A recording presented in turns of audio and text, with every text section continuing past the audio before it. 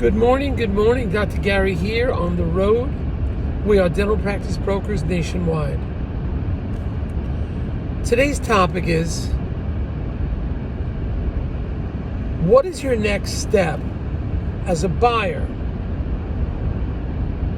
if the seller refuses to accept normal bank valuations for your real estate and for your dental practice?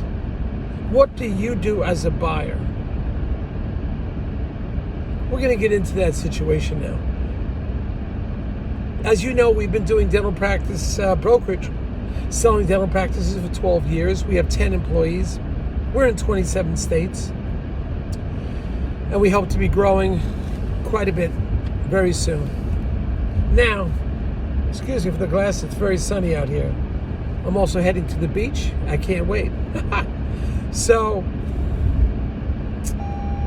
our contact information is 201-663-0935.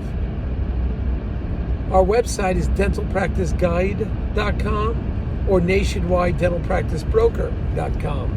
You could reach us from 7:30 a.m. East Coast time till 9:30 p.m. We're open 363 days a year. And now we have 10 employees, including 2 CPA accountants, marketing director, operations director, and 5 acquisition individuals. So please give us a call. Now, if you're thinking about selling to a DSO, give us a ring, because we deal with them all the time nationwide.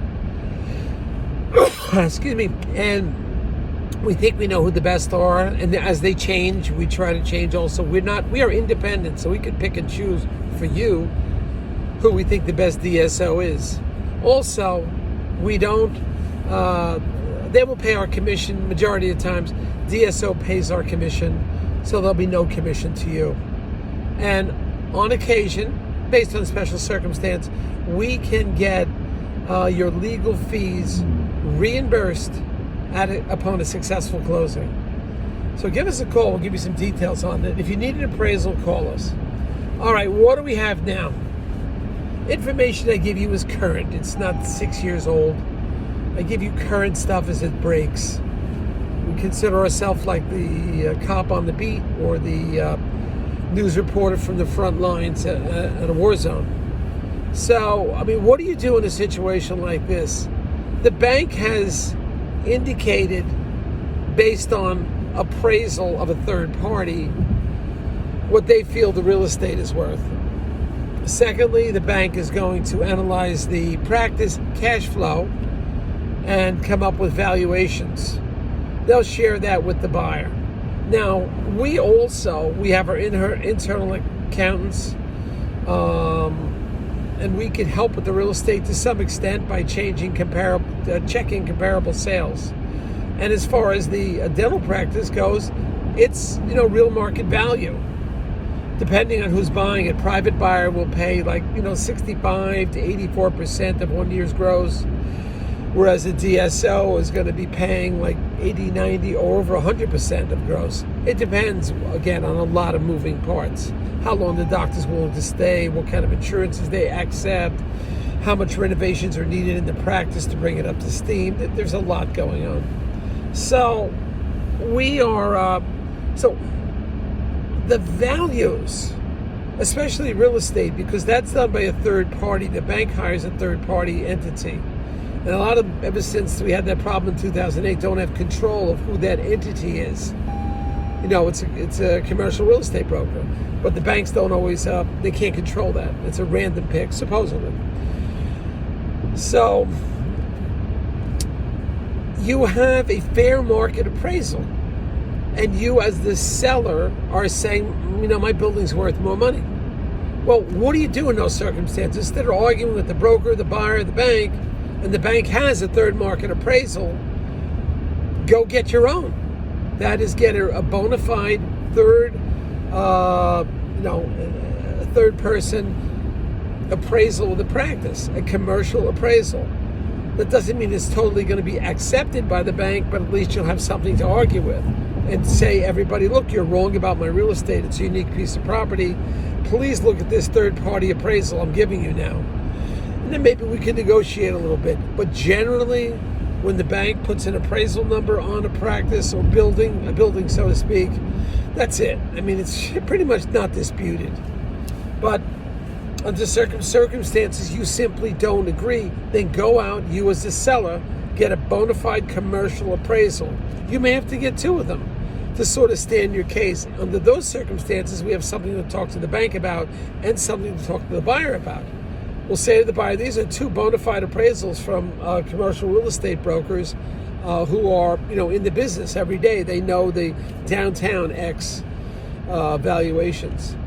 So this is something that can be pursued. Now, as far as the cash flow analysis or the value of the practice, again, if we were in Canada, I hear you. Practices up there are selling for 1.25 times the gross. California, it's pretty high too, full gross, maybe 85% of gross. That's not a standard, but that's just one of the values that a lot of practices have. It's because there's shortage of supply and demand. But, if we were in those areas, Canada, California, yes, we would yield more for your practice. I agree. But we're not in that area. We're in either the southeast United States, northeast, northwest. That's where we are. So you as a seller can keep fighting it and say, look, everybody's wrong. You've got to come up with proof. So on the practice end of it, you would go to a dental CPA accountant and let them create an evaluation. So now you have something to work with.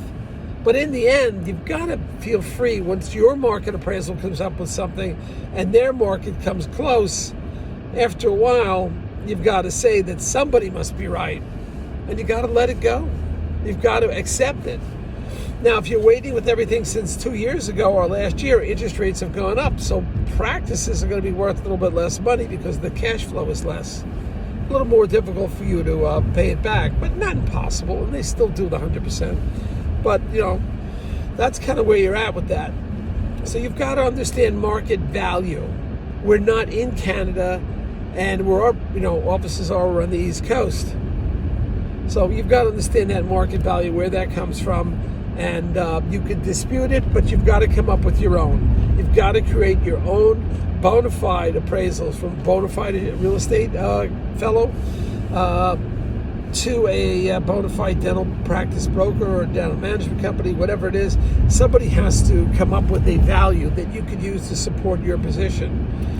Then maybe we can have an argument to be made. If not, just let it go and move forward, get the practice and building sold. Just move forward. All right? Thank you.